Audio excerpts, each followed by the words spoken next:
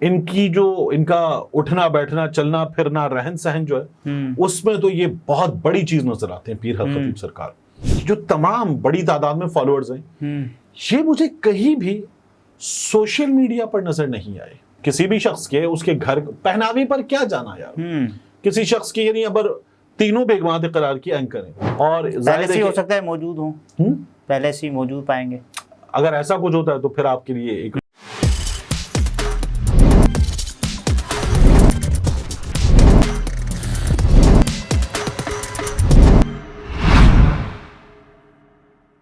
السلام علیکم, میں عبدالستار, آپ الگ نیوز دیکھ رہے ہیں. طارق متین ہمارے ساتھ ہیں.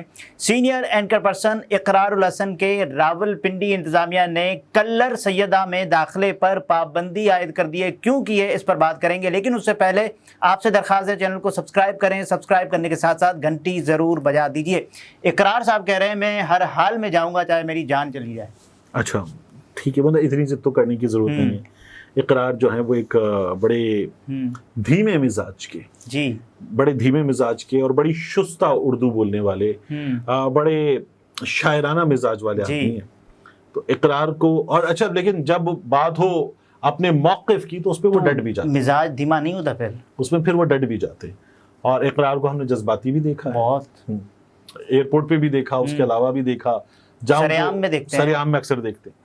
تو اقرار جو ہیں وہ شف سرکار جو ہے, پیر حق خطیب سرکار, جی بلاوڑا شریف, ان کے ساتھ جو ہے وہ سینگ پھنسا بیٹھے. اور اس میں پھر ہم نے دیکھا کہ وہ پہنچ گئے. جی وہاں پہنچنے کے بعد انہوں نے ان سے مناظرہ وغیرہ بھی کر لیا, لمبا چوڑا یہ پورا کام ہوا. ہاں, اور انہوں نے بوسا بھی اقرار کے. بوسا دیکھیے, لفظ پپی جو ہے وہ صرف الطاف بھائی کے منہ سے اچھا لگتا ہے یا یہ آپ کو پھر ایم کے مالو کے منہ سے اچھا لگتا ہے. یہ اس لیے اقرار الحسن کے گال کا انہوں نے محبت سے بوسا بھی لیا تھا. اب یہی پیر حق خطیب سرکار جو ہیں انہوں نے اقرار کو چیلنج کیا, اقرار نے ان کو چیلنج کیا, اور یہ بھی بتایا کہ گرفتار بھی ہوگا.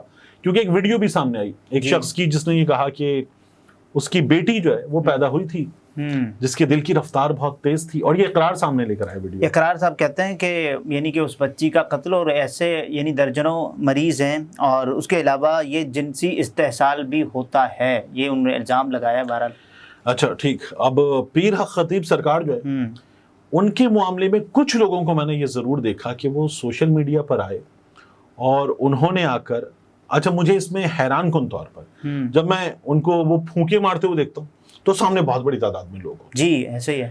ان کی جو ان کا اٹھنا بیٹھنا چلنا پھرنا رہن سہن جو ہے اس میں تو یہ بہت بڑی چیز نظر آتے ہیں پیر حق خطیب سرکار.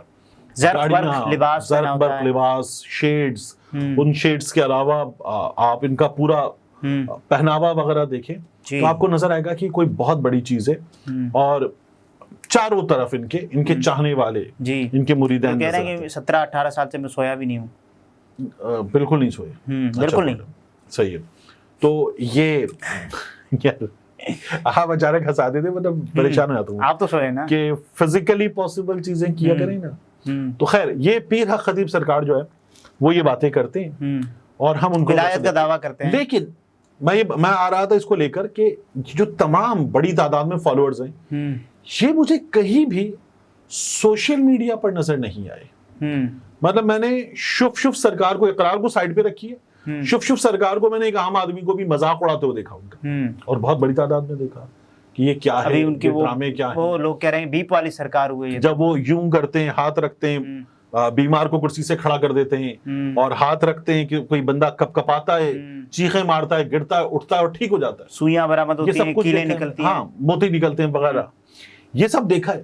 لیکن اس کے باوجود بھی میں نے ان تمام چیزوں کا لوگوں کو سوشل میڈیا پر مذاق اڑاتے ہوئے دیکھا. میں نے سوشل میڈیا پر ان کے حق میں بات کرتے ہوئے بہت ہی برائے نام دیکھا. ٹھیک ہے, جبکہ اقرار کے کیس میں اقرار کے ساتھ کھڑے ہوئے لوگ بہت بڑی تعداد میں. یہ میرے لیے حیران کن ہے کیونکہ ایسی شخصیات جو کیا اب لوگوں نے پھر اقرار کی بات مان لی ہے ثبوت وغیرہ دیکھ کر؟ کسی حد تک تو ایسا ہوا ہے. دیکھیے, یہ جو صاحب ہیں جو کچھ یہ کرتے ہیں, پھونک مارتے ہیں, یہ تو اقرار صاحب کے نزدیک ایک کرتب دکھا رہے ہیں. ایکو والی پھونک ہوتی ہے, یہ مائک پہ پھونک مارتے ہیں اور وہ سب تک پہنچتی ہے, اور وہ ایڈیٹنگ وغیرہ یہ ہمیں ہلتے ہوئے, جھومتے ہوئے یا بدنی لرزتے ہوئے نظر آتے ہیں, اور وہ پھونک پہنچتی ہے سب تک. یہ سب کچھ ہو رہا ہوتا ہے. उसके बाद मुझे लग रहा था कि इनके बहुत ज्यादा फॉलोअर्स होंगे, वो इकरार को जो है ना वो मरने मारने पर उतर आएंगे, इस तरह के होंगे। हाँ, कुछ लोग मुझे ऐसा लगा कि ये तो शायद पेड लोग हैं जो इकरार की निजी जिंदगी से कुछ तस्वीरें वगैरह निकाल कर ले।